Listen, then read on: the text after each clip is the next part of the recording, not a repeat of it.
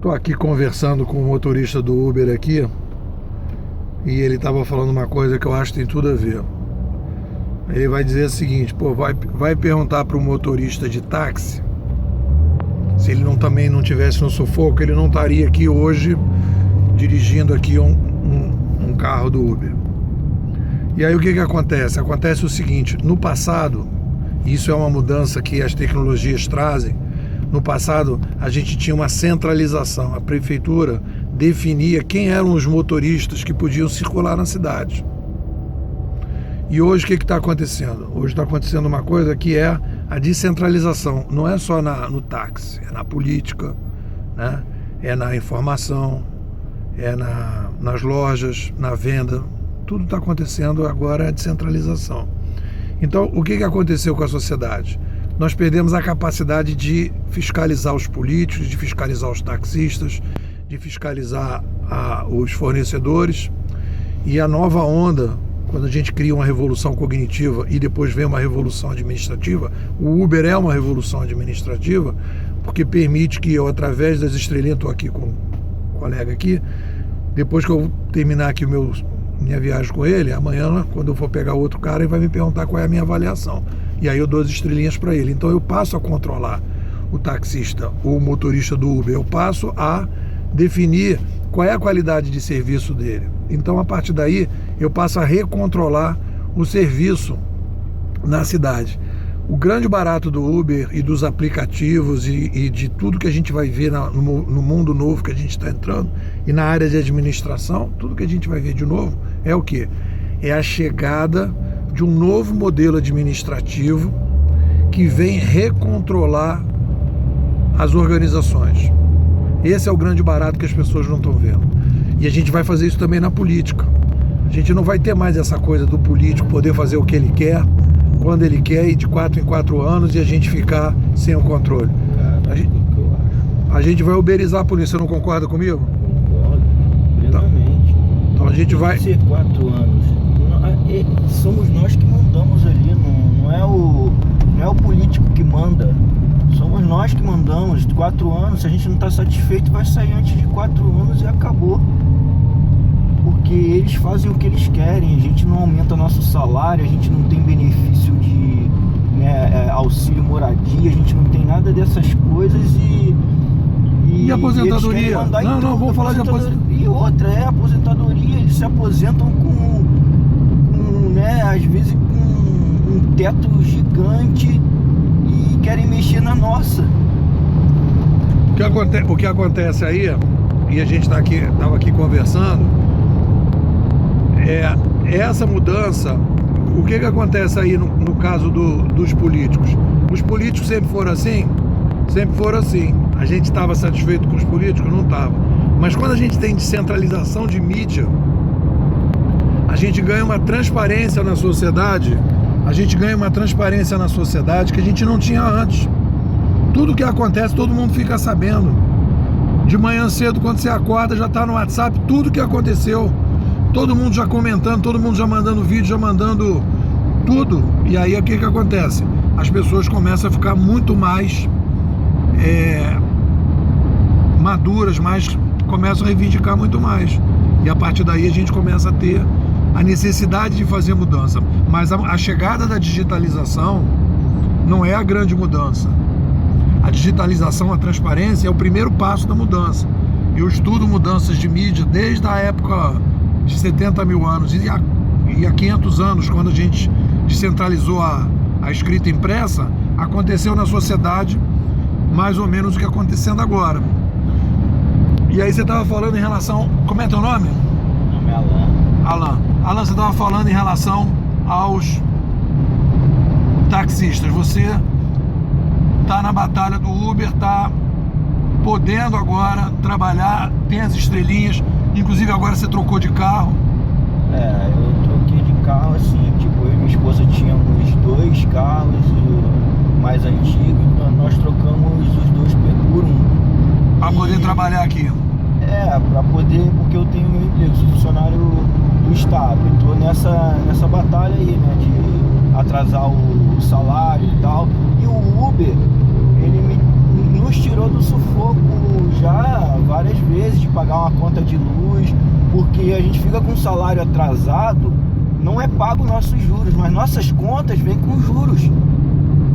A gente tem juros em cima das nossas contas e nós passamos sim um sufocozinho aí, porque atrasa pagamento, e sou eu e ela trabalhando, mas os dois, né, os dois somando. E o Uber tirou a gente do sufoco, pagar uma conta de luz, fazer um mercado, enquanto atrasava nosso pagamento, entendeu? O meu pagamento no caso. Então eu acho assim,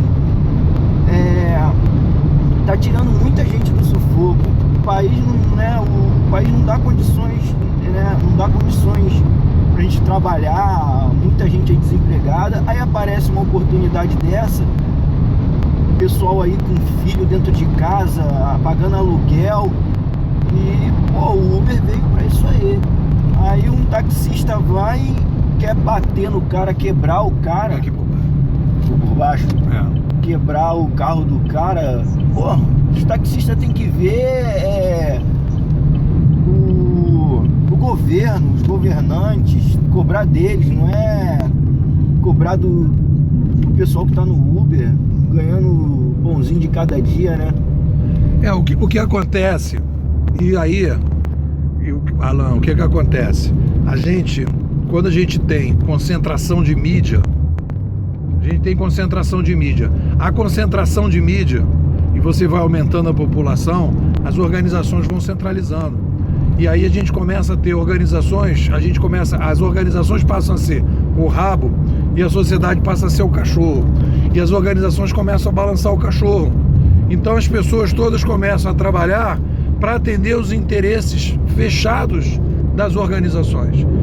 Não é só o governo, é o Estado, é o governo, é a política, é o judiciário, é a ciência, eu que trabalho com a ciência, toda ela voltada para ela mesma, né? Os taxistas. E tudo isso tem a ver com o quê? Com as condições que a gente tinha de comunicação de mídia. Quando a gente descentraliza a mídia, é isso que a gente vai ver no passado, quando a gente descentraliza a mídia, a gente começa a ter novas oportunidades. Primeira fase de uma revolução cognitiva, quando a gente tem novas mídias, qual é? É a digitalização, é a descentralização das ideias e da informação. Qual é a segunda fase? A segunda fase é a possibilidade de você criar novos modelos de administração. Foi o que aconteceu lá com a chegada da escrita impressa, em 1450, que a gente criou a República, a gente criou o sistema de livre mercado, acabou com a escravidão. Até lá tinha escravidão, a base era escravidão. Agora a gente vai fazer a mesma coisa. O Uber, a gente vai pegar, sem ser essa, agora a outra lá à direita, depois do segundo sinal. O Uber, o que é o Uber? O Uber é um novo modelo de administração. Você não tem gerente, você não tem chefe, cada um entra, não precisa ser contratado, não tem carteira assinada, né? E o Uber é a primeira etapa, é primitivo, vai avançar muito. Já tem o Cabify chegando, já tem o tal do Drive chegando, e esses modelos de plataforma, isso que eu quero falar pra galera que tá mexendo com o Uber, é o seguinte: esses modelos de plataforma centralizado do Uber, que o pessoal tá reclamando do Uber, eu já fiz vídeo sobre isso, que o Uber não conversa com as pessoas, tem várias pessoas reclamando, e o Cabify vai resolver esse problema, e essa é a primeira etapa da nova administração. Mas não vai parar aí não, a gente vai ter, ao longo desse processo, tem um modelo já de moeda que chama Bitcoin. O próximo Uber que tiver não vai ser mais o Uber em cima de todo mundo e todo mundo embaixo do Uber. Vão ter muitos Ubers e as pessoas vão trabalhar e vão ser avaliadas e tal, mas só que não vai ter um centro. E as pessoas vão poder organizar melhor, poder regular melhor a plataforma e talvez ganhar mais também. Então o pessoal que está achando, mas o Uber agora está explorando todo mundo, isso é a primeira fase. Não pode ver esse processo como uma fotografia, tem que ver como um filme. Então por que eu sou cenarista, trabalho com isso, faço palestra, e o que acontece? Eu estudo mudanças de mídia desde o tempo do Onça. E aí essas mudanças de mídia têm fases e têm etapas. Não vamos achar que as coisas vão terminar agora que está começando, as coisas estão apenas começando. Alan, o que você acha disso? Fala aí. Assim, o que eu acho dessas novas possibilidades? Pô, o senhor falou aí, eu achei legal, eu achei assim que vai ser bem proveitoso. E assim, o que eu entendi, o que o senhor falou é que por enquanto tá né, nós estamos ganhando menos, né? E vai modernizar mais e deve padronizar mais o serviço, né? E a tarifa.